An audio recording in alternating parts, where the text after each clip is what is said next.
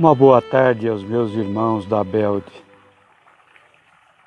Quero cumprimentar todos os meus amigos e irmãos e lembrar que hoje, sábado, 15 horas, estaria com vocês no nosso Evangelho, onde prazenteiramente costumo ir e sempre ser bem recebido por todos aqueles que me ouvem, por todos aqueles que estão comigo e da qual posso privar daquela amizade sincera e do carinho. O meu cumprimento. Como vocês sabem, a nossa irmã Ana Maria, ela faz a escala. Ela faz a escala preventivamente e sempre acreditando, e eu também acredito, que nós vamos voltar e logo para podermos fisicamente estarmos presentes. Agora, estamos no nosso templo, em espírito, em alma. No Evangelho desta tarde, eu resolvi falar de uma coisa que eu ouvi, não como crítica, mas como ponderação de alguns irmãos, não de muitos, de que quando eu faço o Evangelho, eu conto poucas histórias de Jesus e que eu falo muito mais do dia a dia. E eu lhes digo, já começando este Evangelho, que esta é uma forma que eu uso porque o Evangelho, como aquela pequena bica de água que todos vocês podem ver, eu vou até mudar para que todos possam ver, a água corre. O Cristo é a água da vida, do Espírito.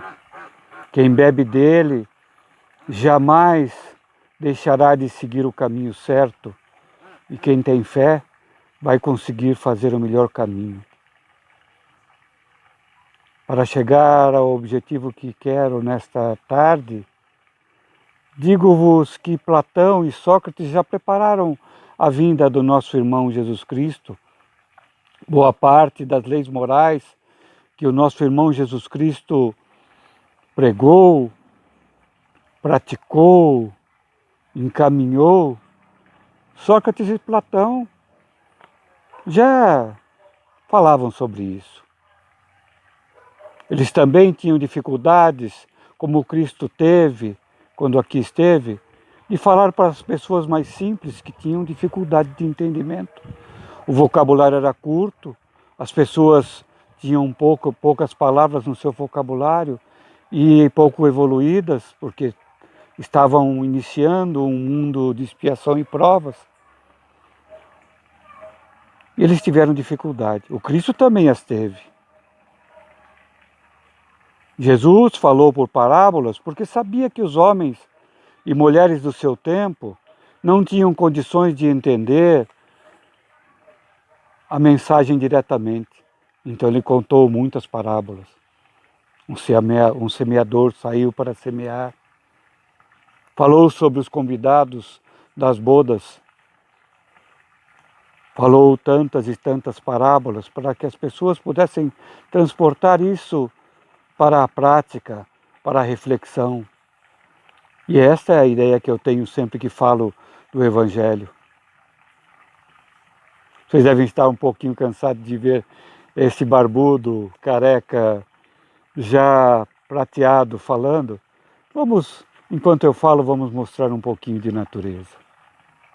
E sigo conversando sobre o Evangelho desta tarde.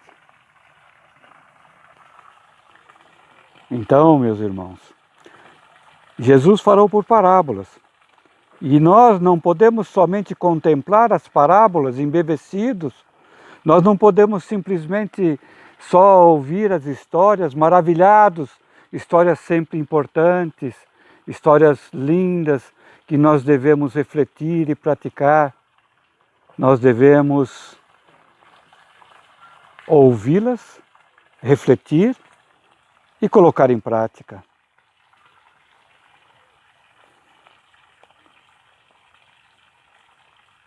E é possível falar do Evangelho e da vida,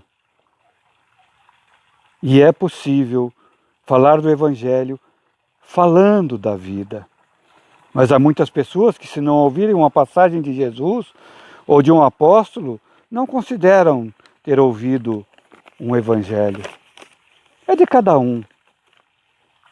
Muitos só contemplam essas histórias incapazes de entender que são mensagens para serem praticadas. A vida terrena é preparação para a vida verdadeira. E o Evangelho é o caminho. Se eu não transportar o Evangelho para a minha reflexão e praticá-lo, de que ele servirá? Várias são as passagens do Evangelho, os diferentes estados da alma. E Jesus, para seguir nesse processo dos estágios da alma, disse: o meu reino não é deste mundo. Mas mesmo até quando o momento em que ele foi crucificado, muita gente aguardava que ele trouxesse multidões de soldados, de que ele tomasse o poder físico. Pouca gente entendia que não foi para isto que ele veio. Ele veio, na verdade, para mostrar o bem, o amor, a fraternidade, e veio de forma simples, veio de forma tranquila, em família pobre, e levando multidões para conversar e para ouvir das suas mensagens. Nos diferentes estágios da alma, a erraticidade, que é um dos capítulos do nosso Evangelho, está lá que nós temos mundos primitivos, mundos que existem e que precedem ao que nós estamos, que é o mundo de expiação e provas. Depois do nosso, nós teremos mundos de regeneração, onde o mal prevalecerá menos.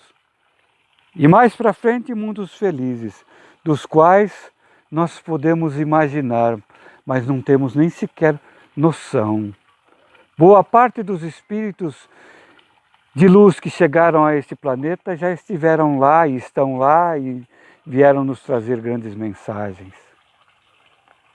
E então, as pessoas precisam lembrar que nós somos em evolução, cada um de nós e coletivamente. Pessoas leem parte da obra espírita e procuram respostas, mas querem as respostas da sua forma e não as das que precisam ouvir. E nós precisamos ouvir o que necessitamos e não o que queremos. Naquela passagem que diz que o mal é o remédio, não é bem o mal. O mal fomos nós que praticamos. Os erros nós cometemos em outras vidas ou nessa. E temos que resgatar, temos que corrigir. Os bem-aventurados os aflitos nada mais é exatamente do que aquele momento em que nós estamos nesse mundo primitivo, ainda com pouca evolução, e estamos aprendendo. O jugo só será leve, só será suave, e o fardo leve, se fizermos o melhor, se aprendermos do amor, da fraternidade, da caridade e do amor, se nos resignarmos com as lições que precisamos aprender. Somos pobres de espírito, porque ainda ignorantes do aprendizado necessário, aguardando milagres. Quantas pessoas acreditam que rezando aqui ou ali, pedindo, vai um dia acontecer um milagre. Rezar é importante, orar é importante, ir ao templo é fundamental, estar aqui na nossa Belde é sempre muito bom, mas a nossa evolução é construção. Deus já nos deu daquilo que nós precisamos para fazer nessa missão, nessa encarnação, tudo aquilo que precisamos para a nossa evolução. Há espíritos que se prepararam, seguiram o bom caminho, aprenderam das leis divinas e tiveram o merecimento do mundo e tiveram o merecimento de Deus. Isto é feito da luta, da persistência no caminho do bem e do amor. Um espírito muito mais perfeito do que nós somos muito mais evoluídos, não chegou ali por acaso.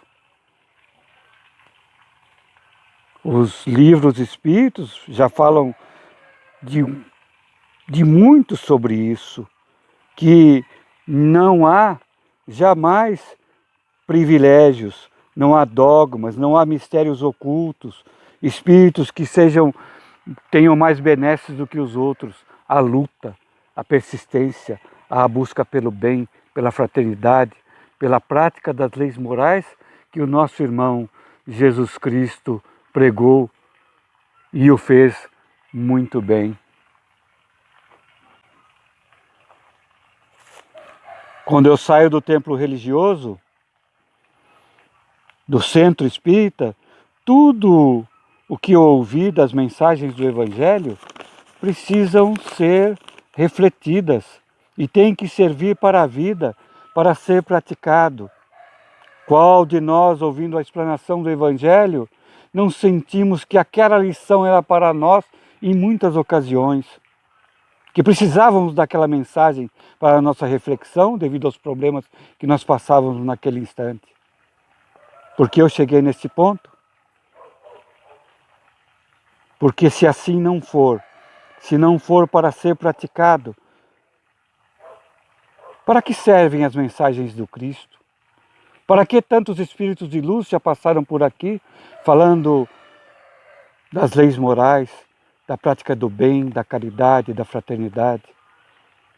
Nós podemos e devemos adorar a Deus e a Jesus, sim, porque eles são muito maiores e são eles os nossos guias, mas porque eles são o nosso caminho, a verdade e a vida, e o nosso exemplo para a nossa caminhada evolutiva. O ser de perfeitos é um desafio, é uma busca de cada um. Se assim não for, se não for para ser praticado, para que servem as mensagens de Jesus do Evangelho? O que eu tenho feito é somente trazer um pouco mais para os nossos dias, todas aquelas mensagens, mas eu sou só aquele que traz as mensagens. Elas não são minhas, elas são de Jesus, elas são de Deus, elas são de Deus e da água da vida, da água maravilhosa da vida, da fé que nós devemos ter.